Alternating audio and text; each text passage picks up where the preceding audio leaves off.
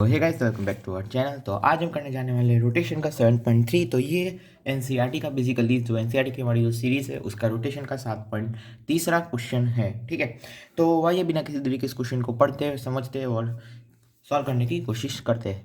ठीक है, और सबसे दोस्तों मैं पहली बात ये करना चाहूँगा कि अगर आप हमारे चैनल पर नए हो तो दोस्तों हमारे चैनल को ज़रूर एक बार ज़रूर सब्सक्राइब कर दो दोस्तों। ठीक है, ऐसे ही नए और उसके मज़ेदार सॉल्यूशंस और ऐसे ही अलग अलग इलस्ट्रेशंस के लिए।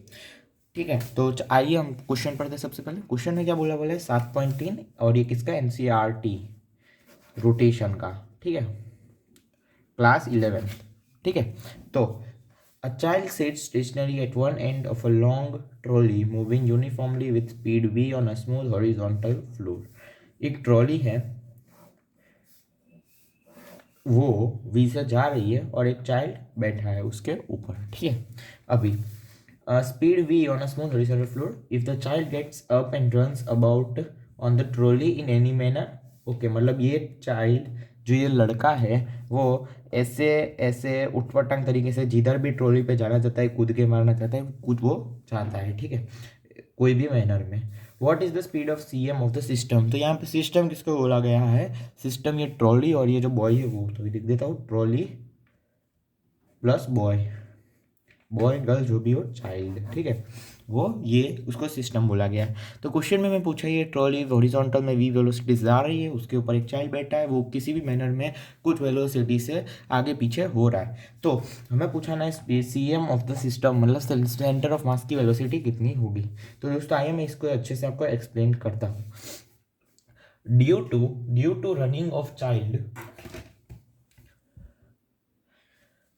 Due to running of child on trolley,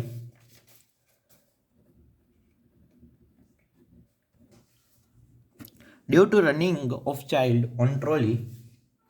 ठीक है, इसके कारण, तो इधर full stop, it won't affect on the it won't affect on the velocity of center of mass of trolley। दोस्तों पूरा सुनिएगा, of trolley. This is because the force due to the boy's motion is purely internal। पूरा मैं एक बार statement आपको बता दी तो बाद में मैं आपको एक्सप्लेन करता हूँ।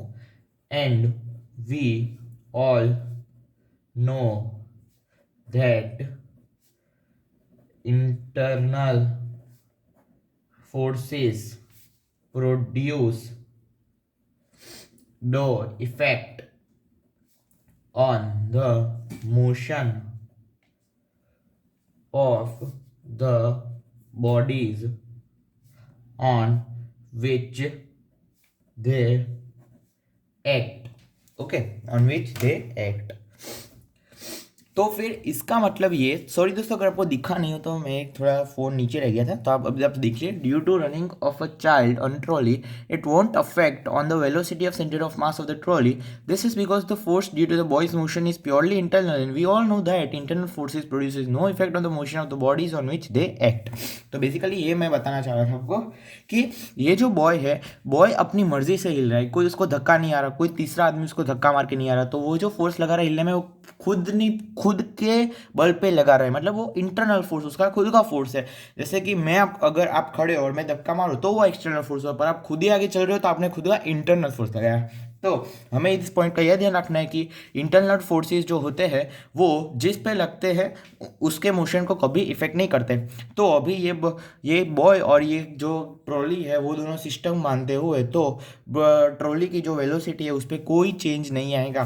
तो मैं इधर लिख सकता हूँ therefore there will be no change in velocity of trolley।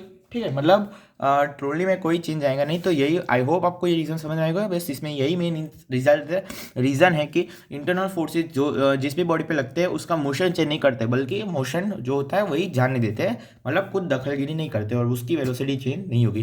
तो आई होप आपको ये क्वेश्चन समझ में आ गया होगा। अगर आपको ये क्वेश्चन समझ आते हैं तो इस वीडियो को जरूर से लाइक कर दीजिए, और नए हो तो हमारे चैनल को जरूर से एक बार सब्सक्राइब कर देना। थैंक यू दोस्तों मेरे वीडियो देखने के लिए।